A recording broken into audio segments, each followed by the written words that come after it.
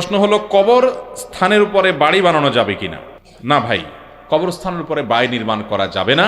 সহিহ মুসলিমের হাদিসে বর্ণিত হয়েছে, নবী করিম সাল্লাল্লাহু আলাইহি ওয়াসাল্লাম নিষেধ করেছেন কবরের উপরে জাঁকজমকপূর্ণ কোনো কিছু করতে এবং কবর উপরে বসতে, ও আইয়ুবনা আলাইহি, এবং কবরের উপরে কোনো স্থাপনা নির্মাণ করতে নবী সাল্লাল্লাহু আলাইহি ওয়াসাল্লাম নিষেধ করেছেন।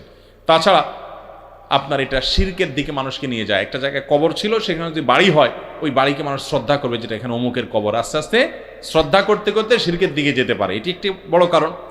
তৃতীয়ত, নবী করিম সাল্লাল্লাহু আলাইহি ওয়াসাল্লাম কবরের উপরে অনেক উঁচা করে যে পাকা করা হয়, সুন্দর করে উঁচু করে, সেগুলোকে ভেঙে মাটির সাথে মিশিয়ে দিতে বলেছেন নবী করিম সাল্লাল্লাহু আলাইহি ওয়াসাল্লাম, আলীকে নির্দেশ করেছেন।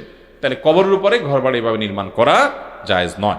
তবে যদি এমন হয় যে কোনো কবর কোনো কারণে এখানে রাস্তা করতেই হবে, বাড়ি করতেই হবে, এখন রাস্তা সম্প্রসারণ করতে হচ্ছে, না হলে মানুষের অসুবিধা হয়ে যাচ্ছে, তাহলে সেক্ষেত্রে কবরের যারা মারা গেছেন তাদের ওই ধ্বংসাবশেষ তুলে অন্য কোনো জায়গায়, অর্থাৎ অন্য একটা কবরস্থানে কবরে নিয়ে দাফন করবে, সেখানে সেটাকে মাঠে নিচে পুঁতে রেখে এখানে তারা স্থাপনা নির্মাণ করতে পারে। যদি একান্ত নিরুপায় হয় তাহলে সেক্ষেত্রে এটা হতে পারে, বিশেষ করে যখন কারোর জমিনে আপনি দাফন করে ফেলছেন।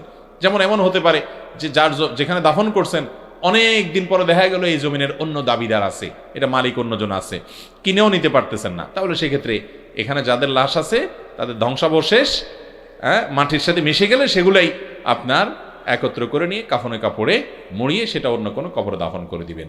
বুঝে আসছে কথা?